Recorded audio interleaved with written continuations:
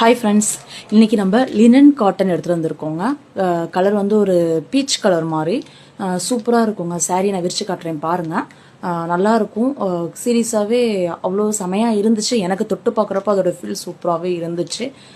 சாரியை பக்கத்தில் எடுத்துகிட்டு வரேன் பாருங்கள். அதோட பார்டர்ஸ் பாருங்கள்.